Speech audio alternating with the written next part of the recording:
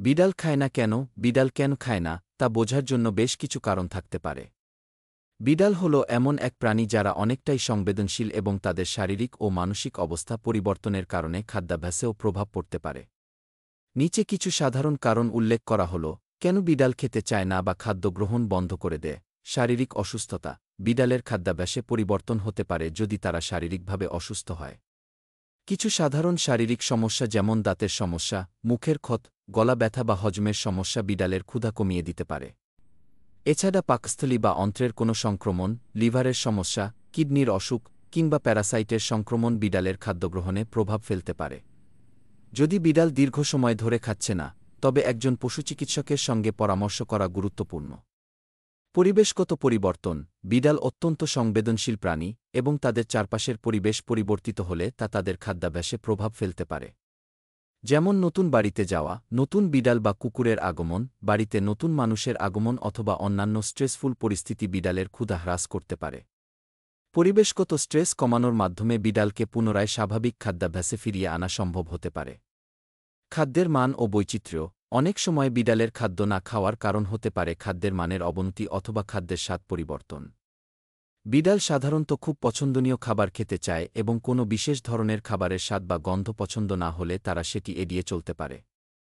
এছাড়া নতুন ধরনের খাদ্য দিলে অনেক বিড়াল সেটি গ্রহণ করতে সময় নেয়। বিড়ালকে খাদ্য পছন্দ করানোর জন্য মাঝে মাঝে বিভিন্ন ধরনের খাবার দেওয়া উচিত, যাতে তারা বৈচিত্র্যের সঙ্গে অভ্যস্ত হয়। মানসিক চাপ বা উদ্বেগ। মানসিক চাপ বিড়ালের খাদ্যগ্রহণে একটি বড় প্রভাব ফেলতে পারে। যেমন কোনো পারিবারিক পরিবেশে বড় পরিবর্তন, লাউড সাউন্ড বা নতুন পোষা প্রাণীর আগমন বিড়ালের মানসিক স্থিতি নষ্ট করতে পারে। অনেক বিড়াল বিশেষ করে উদ্বিগ্ন বা আতঙ্কিত থাকলে খাবার খাওয়া বন্ধ করে দেয়।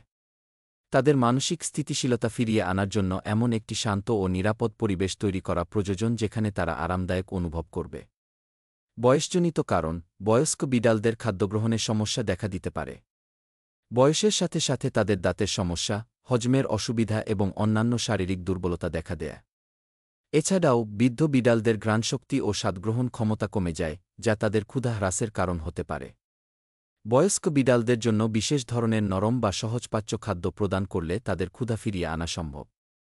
ওষুধের পার্শ্বপ্রতিক্রিয়া। অনেক সময় বিড়াল কোনো ওষুধ গ্রহণ করলে তার পার্শ্বপ্রতিক্রিয়ায় ক্ষুধা কমে যেতে পারে।